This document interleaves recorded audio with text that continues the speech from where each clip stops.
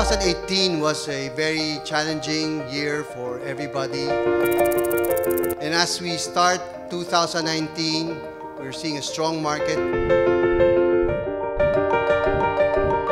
Right now, there's a lot of optimism in the market.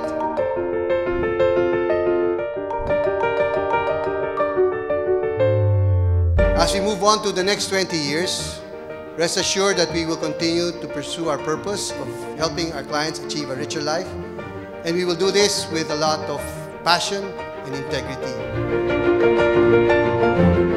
Now, these advances that we're seeing are going to go through a corrective period, and I think rotation will come in. But there will be a lot of opportunities. So please, the traders, watch for new setups. Look for those supportive areas I pointed out. You should be able to get your recoveries from there. Finally, I think stock selectivity is going to be the flavor of the next 6 months.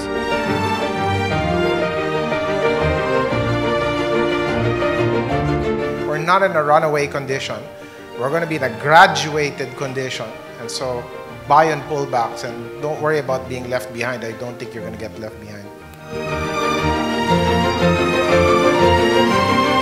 So we like the banks this year because we feel like the margins are going to improve. Because of higher rates, they'll be increasing their, repricing their loans. For consumers, lower inflation should boost consumer spending, as discussed earlier. Midterm elections mean higher same-store sales growth as people buy more products. Lower costs due to the falling commodity prices that should help margins improve. The outlook for rentals like offices and commercial remain very strong. We prefer more rent-oriented property companies. For power, it's not very good because there still is an oversupply of power generation.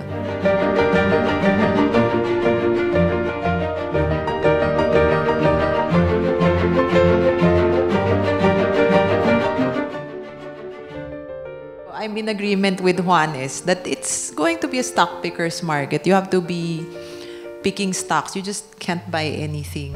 You have to be wise, and ako very value conscious ako. Especially now, okay, let's just put things into perspective. As an investor, for example, during the past few years, wala tayong option, di ba? Yung mga bonds natin, masaya na tayo sa 3%.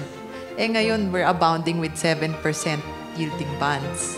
So, with that perspective, talagang valuations are much more important today than they were maybe a year or two ago. So, you know, we have to be conscious about that. And, you know, let's be patient and wait for values to come before we come back in. Yes, there's money to be made, but we need to be patient and wait for values to emerge before we come in.